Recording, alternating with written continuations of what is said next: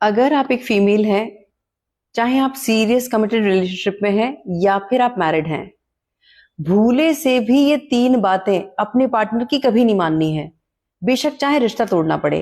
सबसे पहला और अहम, अगर कोई ऐसा कॉन्फ्लिक्ट है जिसमें आपसे ये कहा जाता है कि दोनों में से एक चुन ले, माता पिता या मुझे, तो कभी भी माता पिता को छोड़ने की भूल नहीं करनी है। इस बात को भली प्रकार से समझ ले कि इस सुंदर ब्रह्मांड में एकमात्र यही पवित्र रिश्ता है माता पिता का, जो हमसे अनकंडीशनल लव करता है, हमारी 1000 कमियों के साथ हमें स्वीकारता है। इनका प्रेम तो आज है, कल नहीं होगा। और ये वो हैं जो कल को ये कहेंगे कि जो अपने माँ बाप की सगी नहीं हुई वो मेरी क्या सगी होगी। इसीलिए गलती नहीं करनी है और हमेशा माता पिता का स्थान सर्वोपरि होना चाहिए। दूसरा, अगर आप एक सीरियस रिलेशनशिप में हैं, आपका लवर है, पार्टनर है या फिर आपका मंगेतर है और वो ये कहता है कि मुझे तुम्हारी याद आ रही है, कुछ फोटो शेयर करो, और फिर बातों बातों में वो ये कहता है कि अपनी न्यूड फोटो शेयर करो, और आप मना करती हैं और फिर वो इमोशनल ब्लैकमेल करता है कि तुम्हें मुझ पे यकीन नहीं है और मैं ये रिश्ता तोड़ दूंगा, तो बेशक टूट जाए रिश्ता, लेकिन इस तरह की कोई फोटो शेयर करने की जरूरत नहीं है। दूसरी बात यह है कि अगर आप साथ में हैं और वो कोई इंटीमेट मोमेंट्स को कैप्चर करने की बात कर रहे हैं या फिर कोई वीडियो शूट करने की बात कर रहे हैं, तो आप फर्म तरीके से उसका विरोध करें।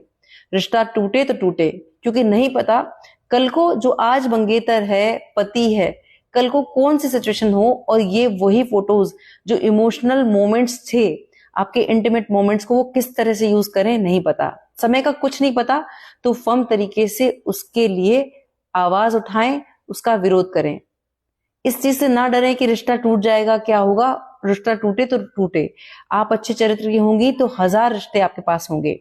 तीसरा और अहम, आज दोपहर में मैं बहुत आहत थी और उसी चीज ने मुझे प्रेरित किया है ये वीडियो बनाने का। आज मेरी एक बहन से बात हुई, उन्होंने बताया कि उनकी शादी को 7 साल हो गए हैं और जिस व्यक्ति से उनकी शादी हुई है वो एक अजीब किस्म का इंसान है। वो इंटीमेट मोमेंट्स के दौरान उसको सिगरेट से जलाता है और उसको मारता है।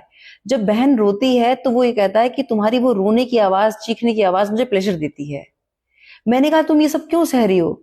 तो उसने कहा कि मुझे डर लगता है कि अगर मैं ये सब चीजें नहीं करूंगी तो वो किसी और औरत के पास चला जाएगा।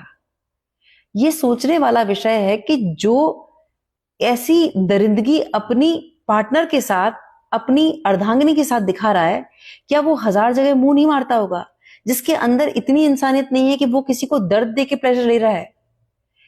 इस बात को भली प्रकार से समझ लें कि ये जो सुंदर मानव जीवन आपको मिला है वो नर से नारायण होने की यात्रा के लिए मिला है, और एक पत्नी के रूप में आपकी जिम्मेदारी घर को संवारना है, अपने पति को प्रेम और सम्मान देना है, लेकिन हवस प्राप्ति और हवस पूर्ति के लिए आप नहीं बनी है। इस बात को भली प्रकार से समझ लें, इतना सामर्थ्य और साहस जुटाएं कि अपने माता पिता से बात करें और ऐसे वहशी दरिंदे से मुक्ति पाएं। कोई एक्सक्यूज नहीं होना चाहिए कि वो छोड़ के चला जाएगा, कि वो किसी और के साथ हो जाएगा, कुछ नहीं। आपके इस सुंदर जीवन को आपको संवारना है, इस तरह से व्यर्थ नहीं करना है। बहुत बहुत आभार, नमस्कार, जय श्री राम।